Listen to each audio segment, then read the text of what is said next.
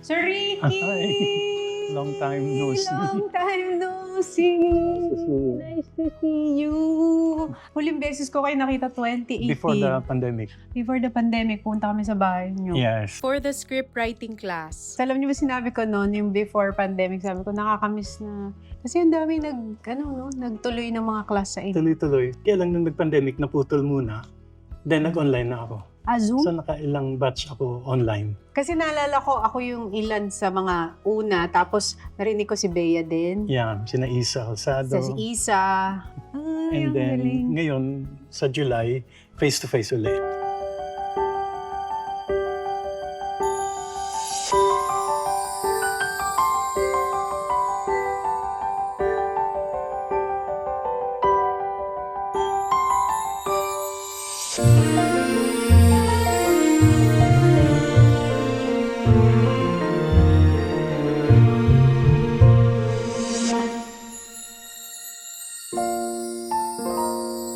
Ito na po, ito sa bahay ni Sir Ricky to.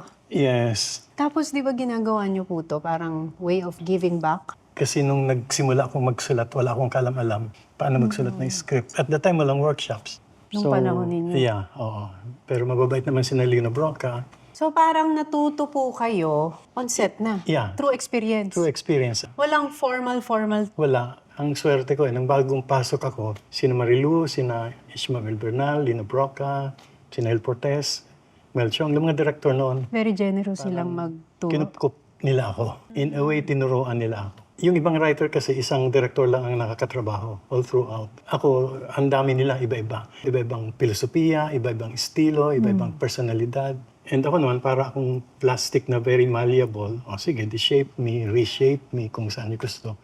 Ano po yung pakiramdam nung inawardan na kayo as National Artist for Film and Broadcast Arts? Years ago, may mga bumubulong-bulong, pero hindi mo naman ina-expect yun eh. Madidisappoint ka lang. Aside from, hindi naman ako ganong tao eh. Pero nang dumating, parang blessing, hindi lang for me, kundi para sa mga writers. Kasi di ba ang writer usually, wala sa trailers yung pangalan, Least credited. nakakalimutan sa poster. Ayun, so in a way, yung karangalan na gaya ng national artist, parang karangalan na rin naming lahat na writers. So, maski nakakahiya ng konti, okay na rin. Nahihiya pa po kayo doon. Oo. Pero you grew up in Daet. In Daet, a small town in Bicol, na weird sa kanila pag nakita kang may dala-dalang libro naglalakad sa kalsada. Pero ganun po kayo noon? Yeah. Ampun lang ako. Di ba namatay ang nanay ko nung 5 years old ako. Pag ampun ka, naghanap ka ng kakapitan. So, kumapit ako sa pagbabasa.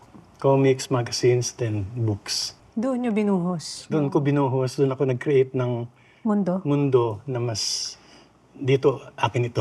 Dito malaki ako, hindi ako maliit. Niligtas ako ng pagbabasa. Niligtas ako ng mga kwento.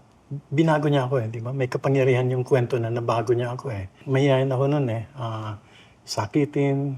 Yun feeling kong liit-liit ko. Pero pag nagbabasa ako, binabago niya ako Binibigyan niya ako ng confidence. So kailan nagsimula yung pagsusulat? Kasi yung una, nagsimula sa pagbabasa. Yeah. Nung 4th year high school, nakita ko na may anunsyo sa Filipino Free Press na tatanggap silang short story at babayaran nila maski baguhan. So, nag-submit ako ng short story. Hindi ako marunong mag-type. Nag-type lang ako sa typewriter shop sa kanto. Tinulungan naman ako. Then, pinadala ko yung short story ko na may kasamang letter. I think, mas nagustuhan ng editor yung sulat ko. Kasi siguro nakakaiyak. Sinabi ko na orphan lang ako at ganito ang pangarap ko and so on and so forth. More than the story. Basta tinanggap yung story, nabayaran ako. Magkano naalala niyo pa yung bayad sa inyo? 50 pesos. Oh. That's late 60s. Ayun, so with that money, 2 weeks before graduation, lumayas ako sa mga nag-ampun sa akin. Kasi gusto kong mag-aral sa Manila. Gusto kong mag-set out kung saan man. Nung dumating kayo sa Maynila, saan kayo una pumunta? May kasamang 4 na kaibigan na puro umalis din, puro mahihirap. Tumira muna kami sa squatters area, kamag-anak, ng isang kasamahan. And then, nagtrabaho sila sa factory. Eventually, nagtrabaho ako, nag-waiter. Lahat ng trabaho. Nag-waiter, nag-salesman. Pumunta kami ng Maynila na hindi namin alam kung anong klaseng kapalaran naghihintay, kung anong mangyayari sa amin. Pero gusto namin makipagsapalaran. Eventually, nakapag-aral ako. Pero working student ako. Saan po kayo Also, nag-aral? UP, Diliman, AB English. tawag nila sa akin noon, ay si Ricky Lee, yung Bicolanong Inchik na nag-aaral ng AB English pero nagsusulat sa Pilipino. Parang medyo freak. Yung contrast. Yeah, oo. Opo. Pero ba't pangarap niyo pumunta sa Quiapo noong bata kayo? Sa comics at sa magazine, nababasa ko lagi na parang sa Quiapo nangyayari lahat. So parang lahat ng klase ng tao doon nagpupunta, doon nabubuhay, parang ang dami-daming nangyayari. And then eventually nung nag-aral na ako sa UP, nagsusulat ako. Usually nakapagsulat ako pag gumagalaw eh. Sumasakay ako ng bus from UP to Quiapo. Then from Quiapo to UP, pabalik-balik ako doon hanggang nakabuo ako ng idea. Yung ba yung trip to Quiapo Kaya na libro? yung manual, ginawa kong title Trip to Quiapo. Parang hindi lang pagbuo ng script yung Quiapo, kundi parang andun yung pangarap. Paano nagsimula yung unang-unang hawak nyo sa pagsusulat tapos nagsulat kayo ng kwento? Nung high school yon, handwritten. Kasi di ako marunong mag-type. Yung short story noon. Sulat lang ako ng sulat ng kwento. Then puro ako corrections. And then nag-type ako doon. Kinorek. Nang sinubmit ko may mga corrections pa. Eh, di ba? Wala akong konsepto ng dapat ganito, dapat. I think, kaya ako nakapagsulat. Nung AB English po kayo natapos nyo? Hindi. Paano? Kasi naging activist na ako noon. Oo nga po. Ito po ba yung time na presidente na yung senior Yeah, Ferdinand Oo. Marcos? Okay. And- Paano po kayo naging aktivista nung time na Actually, yun? noong una, ayaw ko na maging aktivista kasi kailangan scholar. Kailangan university scholar. So, tutok pag-aaral talaga. Kaya lang, syempre, nakikita mo sa palibot, mga nag-rally, nag-demo, at hinihila ka. And eventually, nakikita mo rin naman na, galing ako sa hirap. Oo nga naman, baka may paraan na mas solve itong kahirapan. I Naging started activist joining. po kayo oo. nung time At saka, nung college? yung college. At saka mayroon kang masarap na pakiramdam eh. You belong. Ako na walang pamilya, bagong salta, mag-isa. At never pa akong bumalik doon sa pamilya ko at that time eh. You feel that you belong and you feel na you're doing something. Ano yung gusto nyong baguhin sa sistema? Siyempre, idealistic kind of way. Gusto mong mabago lahat. Siyempre, yung nakikita mo mga, hindi pagkapantay-pantay. Wala akong chance na mag-aral, kaya ako lumayas. Wala akong pang-college. So, ba't may oportunidad ang iba? Ang iba wala. So, may mga konting ganong thinking. So, may mga gusto kang baguhin na ganun. And so, yun. So, eventually, I dropped out. At hindi na ako nakatapos ng pag-aral ko at all. Kaya nung gusto kong magturo, 3 times akong na-reject sa UP. At a time when ginagamit na nila yung short stories ko, hindi ko pa rin ako makapasok kasi kailangan ng degree. Pero yung story nyo yung ginagamit nila pag Yes. nagtuturo. Oo. Part of the reason, I decided na magpa-workshop. Pero nung panahon po ng martial law, nakulong kayo. Yeah. Ilan taong kayo nung Sa nakulong kayo? loob, 1 year, ni-raid yung tinitirahan kong bahay. And then may mga, et cetera, and so on. Then, hinuli ako. Detainees ang tawag sa amin, hindi prisoners kasi walang charge. Dinidetain ka lang. So, siguro mga 3 months pa lang, I started coughing blood. I think mga 3 months ako sa military hospital. Tapos nag-collapse yung left lungs ko. Kaya up to now, konting ambon, konting ulan, may ang lungs ko. So, nag-collapse. But ang tagal eh. Ang tagal ako dun sa loob ng hospital. Paano kayo na pinakawalan? Anong nangyari? You never know eh. On the day itself, at the very moment, biglang papatawag kayo. I think at that time, I think 50 kami lahat. Bira yung ganun karami eh. I think magkapapas ko eh. Ni-release? Yeah. Basta pinatawag na lang kami. And then sinakay sa truck. O yun. Yung release? Malaya na kayo. Oo. Paano naka-apekto yun sa inyo? Una, when something happens, may natitira sa loob eh. May natitirang hindi nawawala ever. Maski siya sabihin mong sugat, pag naging peklat na, nandun yung peklat eh. And to some extent, up to now, pag nakakakita ko ng naka-uniform sa labas, feeling ko guilty ako. Nagka-trauma? May jerk. Ayaw ko nang may nagdo-doorbell o tumatawag pag past 10 or 11. Kasi again, may jerk kang nararamdaman. And in a way, I think it makes the writing better. You write better pag nasaktan ka. Pag nakaramdam ka ng Pain. sugat, mas madali mong mako-communicate yung sugat at pain sa ibang tao, sa audience. At ang audience natin, lahat yan may pain. Lahat yan may sugat. Lahat yan hindi buo. And so you find a connection. And that's when the magic of storytelling happens. So, kaya nung nakalabas kayo, parang yung mga pagsusulat nyo, laging gusto nyo may mensahe na. Nagkaroon ng deeper meaning yung Yes. pagsusulat nyo, paglabas nyo. Yes, kasi purify yung emotions mo. Kumisan yung halo-halong sanga-sangang emotion, pag may nangyari sa yung traumatic, somehow nagiging Nafe-filter. iisang ilog, iisang daloy. So in a way, it becomes easier to write. Paano po yun, yung unang-unang sabak nyo sa pelikula? Kasi wala kayong formal training. Actually, ang unang sabak ko, talagang wala akong kalam-alam. Naghahanap si Joseph Estrada ng magsusulat na writer na may Chinese blood. Through some connections na Chinese, nakontak ako nila. And so, kinuha ko ni Erap. Activist ako, so hindi ko pinagamit yung pangalan that time. Tinago niyo yung So, pangalan. yeah, so uncredited. And then, years after that, tumawag si Pete Lacaba to tell me na si Lino gustong gumawa ng Lino Broca. project. Lino Broca. Nung time na yun, Lino Broca na sila, Yes. Mike De Leon na sila. Yes, So, kilala na sila. na-intimidate kayo? Yes, pagka ako ganun? probinsyanong aanga-anga. Pero open and willing na madala kung saan matuto. So sabi niya, gusto mo mag-co-write with me. Sabi ko, payag ba si Lino? Sabi niya, kilala ka daw ni Lino kasi nagsulat ka ng short stories. Yun yung una kong credited script, 1979, Jaguar. Jaguar. So bali yun yung official entry ko sa movies. Pero ang nagpasok sa akin sa pelikula, si Erap. Ano pakiramdam pag nakikita nyo na yung mga artista, binabanggit yung mga linya na sinulat nyo? Siyempre, nakakakilig. Kasi movie fan ako eh. And then suddenly may mga artista na ang lalaki and feeling ko ang liit ko. Pag sinasabi niyo yung linya, parang ang husay-husay ko pala. Parang may magic. Like walang himala. Pag nakasulat naman yan, Walang ngayon. himala. Oo. Di ba parang walang himala? Oo. Pero nung sinabi na ni Guy, iba na eh. May magic eh. Paano nyo po nasulat yung himala? Yung Anong inspirasyon po nun? may totoong nangyari noong 1967 na isang dalagita, si Belinda, na umihi sa tabing daan. And then may mga kaklase siya. Then nagpakita daw yung Mahal na Birhen. So nang sinabi niya sa lahat, nabago na yung buhay sa buong island, sa Mindoro. May lumabas sa mga articles about that. 1967 nangyari yon. Nang nabasa ko, ayun, na-inspire ko na, gagawin ko to. So I started writing it in 1976, kasabay ng Itim. And then it got rejected. Yung himala na-reject? Ay, oo. Nung unang submit nyo? Hila-hila ako ni Bibsy Carvalho, nagpupunta kami kung kani-kaninong producer. And then later, Nora Honor, then rejected pa rin. Kasi sabi nila, Nora Honor na rejected pa rin. kasi walang walang love team, namatay pa ang bida. And then religious film daw, sinong manonood, and malungkot, and so on. So, kabil-kabilang rejection. So, until nung 82, in-announce yung ECP ni Amy Marcos, Experimental Cinema of the Philippines. So, sumali ako. And napili siya, nanalo siya. So, na-produce siya. Pero nung nilabas siya at naging critically acclaimed, nanalo ng napakaraming award, anong nadulot nun sa inyo? Anong pakiramdam? Big change yan sa buhay ko kasi, unang-una mahihayin akong tao.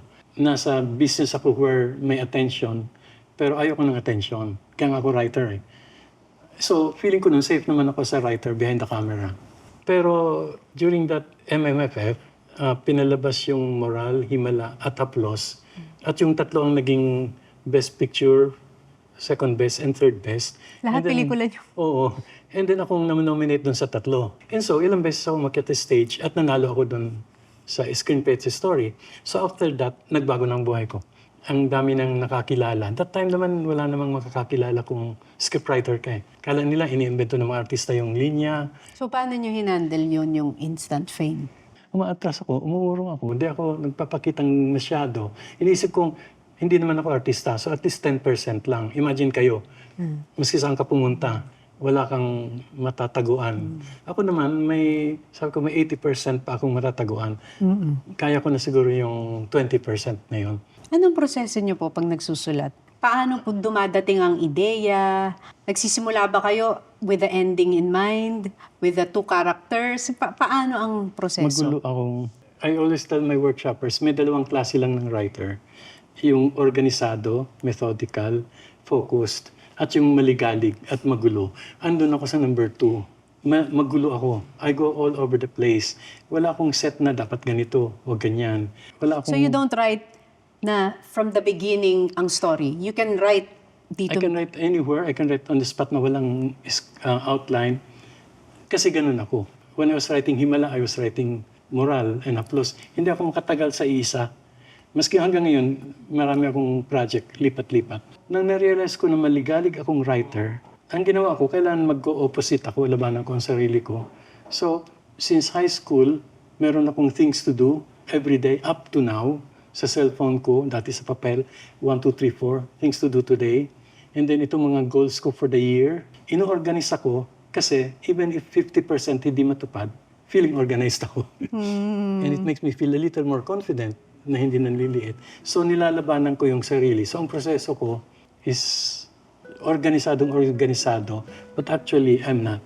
It worked for you. It works for me because then I realized that kung ano yung weakness mo as a person, as a writer, if you turn it around and make it work, it becomes your strength. And it's even stronger than the usual strength kasi nanggaling siya sa baba at naikot niya 360 degrees pataas at nakita mo yung ibaba, yung strong na nandito lang, ito lang nakita nila. Pero ako nakita ko mula dito at nahila ko hanggang doon. So parang strongest pala ako kasi yung weakness ko ang pinanggalingan ng strength ko. Ano po ang frustration para sa inyo sa Philippine cinema or sa entertainment industry natin? Noong unang panahon, as in nung baguhan pa ako, sa lahat ng scripts na nagawa ko, siguro 10% lang yung akin talaga. Sa akin nagsimula, idea ko. Usually producer ang nagsasabi o director di ba? Sasabihin ni mother, gawa tayo pelikula. Si Gloria Romero nahulog sa hagdan, bahala ka na Ricky. Pero ito akin to, yung Himala. Idea ko to. Akong pumili kay Nora Honor, akong pumili kay Ismael Bernal, ako naglako hanggang na-produce siya at nagawa siya. Nung lumabas na yung pelikula, nakita ko yung poster, wala yung pangalan ko. Pero ang ganda-ganda ng poster, nandun yung si Nora, si Bernal, and then picture ni Nola, walang pangalan ko. Baguhan lang ako noon. So sabi ko, siguro ganito ang kalakaran. Writer lang. And then later, nakita kong ganun pala talaga ang trato sa writer. Much later, nung nakilala na ako, nangyayari pa rin every now and then.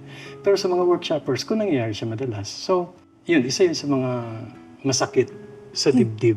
Yung credit and recognition, sa hindi writer. masyadong nabibigay. Hindi, oo. Ngayon, nakalagay na siya doon sa malaking box. Kaya lang nandun naman lahat. Hanapin ko pa. Sino writer dito? Kasi nandito si ganito at si ganito at si ganito. Pero kung tutuusin, yung writer, yun yung katabi ng director sa paggawa ng pelikula So may konting feeling ng ganon para sa writer. Kaya sabi ko kanina, nung na-recognize ako as national artist, sinabi ko sa mind ko, ay hindi ito para sa akin lang. Para ito sa mga writer na hindi pinapansin. Kasi every time they look at me now, they will see may mukha ang writer. That is the reason why you are the best, is because of how you share your talent, how you share the credit. You never take it na sa akin lang ito. Laging binabahagi nyo sa lahat. Even yung pagkapanalo nyo ng pagiging national artist, sabi nyo, this is dedicated to all the unsung heroes in Philippine cinema. This is for all the writers na hindi nabigyan ng credit, hindi ba? I think the best quality that you have, more than being the best writer in the country, it's the humility that you have. What is your message sa mga aspiring Filipino writers in the country? Huwag kayong matakot. Kung gusto niyong magsulat kayo. Kasi ang dami-dami kong workshoppers na laging sinasabing hindi pa ako handa. Magre-research muna ako, mag-aaral muna ako, mag-workshop muna ako. So kabi-kabilang workshop. But they keep postponing the act of writing. And lumilipas na yung panahon, nagtatrabaho sila ng ibang trabaho. Pero I think it's a crime kung mayroong ang ganda-gandang kwento sa loob mo at gusto mo namang isulat at hindi mo sinusulat dahil takot ka lang na baka pangit. Kasi madali naman siyang i-revise again and again and again at ka-revise, mapapaganda. So, kung gusto mo magsulat, pangarap mo maging writer, magsulat ka. Ngayon. Ngayon na. Yeah. Yan ang sign. If you are looking for a sign kung itutuloy ko ba itong pagsusulat, kung ipupursue ko ba itong passion na to, sabi ni Sir Ricky, ngayon na, simulan na iyan. Yeah. So when do you see yourself retiring in writing? Kung doktor ka, hindi ka titigil manggamot Maski na walang bayad, maski na walang trabaho sa ospital, manggagamot ka kasi doktor ka. Kung ibon ka, kakanta ka. Kung panadero ka, gawa ka ng tinapay. So, kung writer ako, I think I love to write until I die. Kasi yun yung being ko. Yun yung paghinga ko. Anong legacy gusto niyong maiwan sa mga manonood ng pelikulang Pilipino?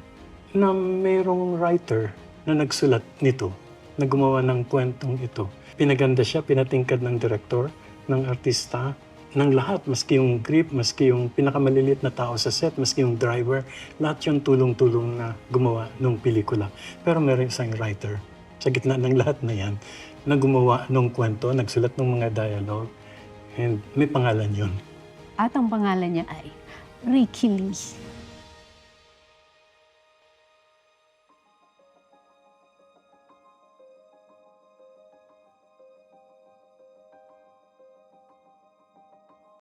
Takot ako lagi sa interview. I watch some of your interviews eh. Pag nag-interview ka, parang kakampi mo yung ini-interview. Hindi ka mataas na ano, parang Thank you po. malumanay, etc. Not intimidating. So, May pinapatanong po si Paul. Kasi ngayon ang dami ng platform. So ano po sa tingin nyo ang nabago sa pagtanggap ng audience sa pelikulang Pilipino? dahil sa dami ng platform, sa isip ko na, baka sanay na yung audience sa fragmented na narrative. So, nasanay na sila ng parang interface ng computer. Punta ako sa likod, punta ako sa behind the scenes, punta ako rito, punta ako sa interview, then Ganun. tatapusin ko yung pelikula. So, nasanay na siya na non-linear and broken and fragmented lahat. Na patch. And then, nasanay pa siya sa mga teleserye, series, and so on. Gabi-gabi na putol-putol din. Bukod sa iba-ibang platforms. So, hindi na sa kanya bago, I think, yung non-linear. Thank you, Sir Ricky. No, thank you. Thank you po. Sana you, makapag-workshop ulit kami Yeah. sa inyo. Salamat. It's an honor.